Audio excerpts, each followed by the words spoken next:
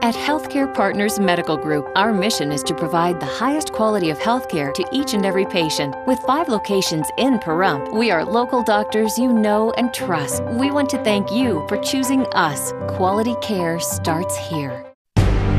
You're watching KPVM News 46. Weekend Review.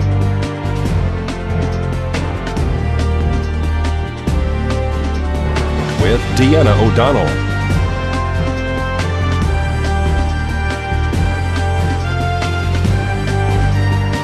And Jason Koblenz.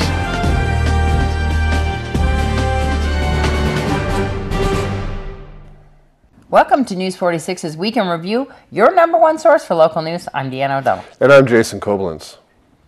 Convicted murderer Daniel Robbins was sentenced last week for the 2011 killing of his daughter Jennifer's 21-year-old boyfriend, Christopher Mundy. I've sat through the trial, and I believe the jury reached the right decision. And I believe that what you did was, now what's the word here? Anybody? Outrageous? Onerous? I can't think of the right word. All reasonable people, there are a lot of people out there that write letters to the editor and write on the internet and say this and that, and with all respect, you guys really don't know what you're talking about, some of you, because you didn't sit through the whole trial and hear all the evidence. And all reasonable people who are familiar with this case knows what you should have done that evening. You walked out and fired what the defense calls a warning shot. They say it was a warning shot at the ground. We don't know because we didn't have any testimony that the shot hit the ground. But we do know the shot hit the front bumper of the car at night from a distance. And I think the jury rightfully believed that that wasn't a warning shot. That was a shot at the windshield that hit the front bumper. And all through the trial, the defense kept calling it a warning shot, a warning shot. And I was a little surprised that the state didn't really counter that so much.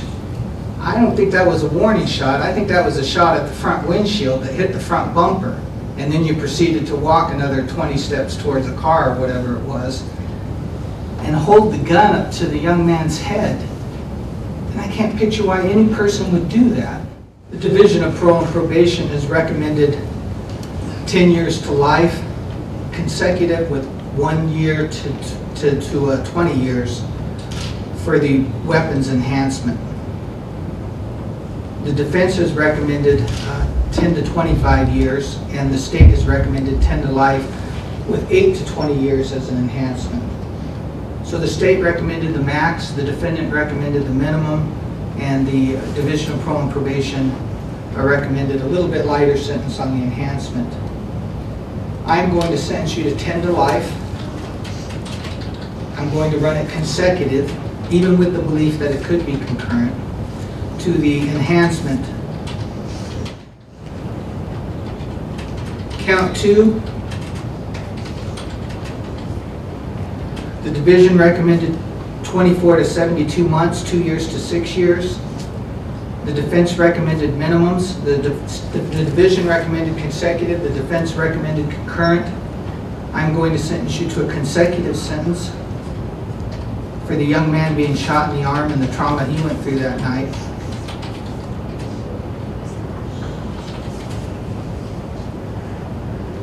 The maximum sentence would be 48 to 120. The state recommended 24 to 120.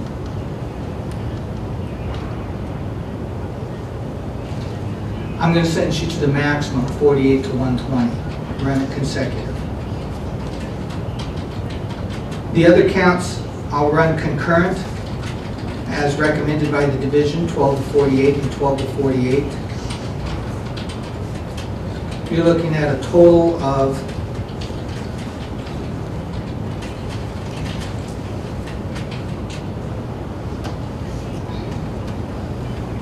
a minimum, if my math is correct, of 20 years to life.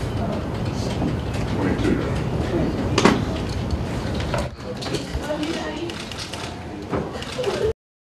And Judge Lane's calculations were actually incorrect. 47-year-old Daniel Robbins will spend 22 years to life in prison for the second-degree murder of Christopher Mundy and the injury to 14-year-old Pablo Flores. The Robbins family are appealing the decision. One local man is dead after his motorcycle and a car collided on Highway 372 in Barney Street this last week. According to Nevada Highway Patrol, 2 people were riding Harley-Davidson motorcycles traveling eastbound on Highway 372 when a female driver of a white Chrysler 300 did not apparently yield to traffic and crossed Highway 372 at Barney Street traveling northbound. That is when the 61-year-old man riding the Harley-Davidson collided with the driver's side door of the car, killing him instantly. The biker was apparently wearing a helmet at the time of the accident, which occurred just after 5 p.m. last night. Nevada Highway Patrol's major accident investigation team was dispatched, as well as Pahrump Valley Farm Rescue and Nye County Sheriff's deputies, who all arrived on scene and blocked traffic. Nye County Sheriff's Auxiliary diverted traffic around Highway 372 and Barney Streets while the investigation was being conducted. The street was reopened at approximately 1 a.m. this morning. The name of the rider of the motorcycle has not been released at this time. This is Deanna O'Donnell for News 46. The name has been released regarding Sunday night's fatal accident on Highway 372 and Barney Street. Scott Cornwall has been identified as the 61-year-old biker that sustained fatal injuries following the accident that occurred approximately 5:10 p.m. on Sunday night. According to Nevada Highway Patrol, a female driver behind the wheel of a Chrysler 300 apparently crossed Highway 372 in front of Cornwall, who is a longtime resident of Pahrump, while he was traveling eastbound on Highway 372 on his Harley-Davidson motorcycle. Cornwall struck the driver's side of the vehicle and was fatally injured by the impact. The woman behind the wheel of the Chrysler was reportedly uninjured in the collision, though appeared to be shaken by the accident. A group of friends gathered at the accident location the evening Scott passed away in disbelief that he was taken so suddenly. A memorial service is planned for Cornwall's friends and family at Oasis Outreach, located at 1061 2nd Street on March 23rd at 3 p.m. This is Deanna O'Donnell for News 46. And Nevada Highway Patrol has identified a victim of a fatal accident that occurred last week. On March 3rd, right before 7 p.m., 2 pedestrians were reportedly walking across Highway 160 at Calvada, traveling west from Terrible's Country Store across the highway. One of the individuals, a 70-year-old man from Galloway, Ohio, was struck and killed by a white 2001 Ford F-150 pickup truck that was traveling southbound on the highway. The man has been identified as Charles Fisher. The accident is still under investigation by Nevada Highway Patrol.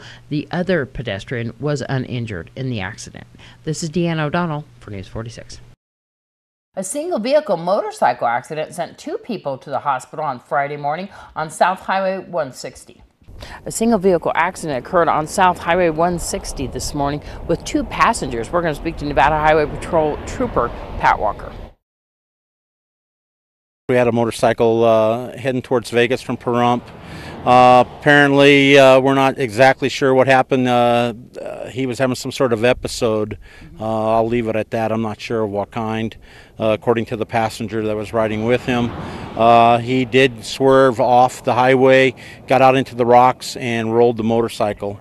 Both the driver and the passenger were wearing helmets. They were both life-flighted to Vegas, mainly the precautions because of they were both knocked unconscious, and they want to get them in as quick as they could to get checked.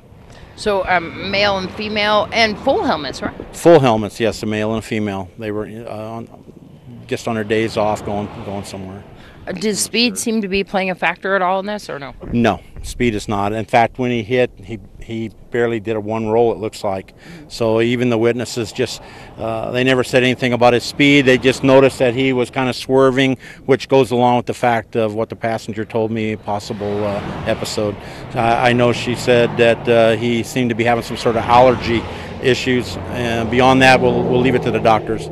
There you go. So life flighted via Mercy Air. There was 2 helicopters that actually landed on scene here, but they went in the same? No, they went in individual helicopters. One was one of our local, and one was the one out of Vegas.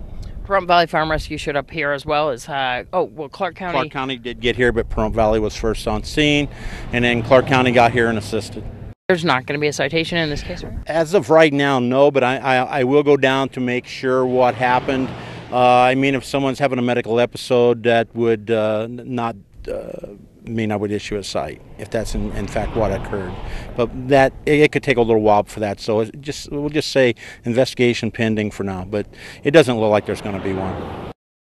And once again, Pahrump Valley Fire and Rescue, Clark County Fire and Rescue, Care Flight, and Mercy Air, as well as Nevada Highway Patrol, all arrived here on scene for this accident. 2 were airlifted to UMC Trauma Center. This is Deanna O'Donnell for News 46. And folks, keep it right there. We'll be right back with more of your News 46's Week in Review right after this.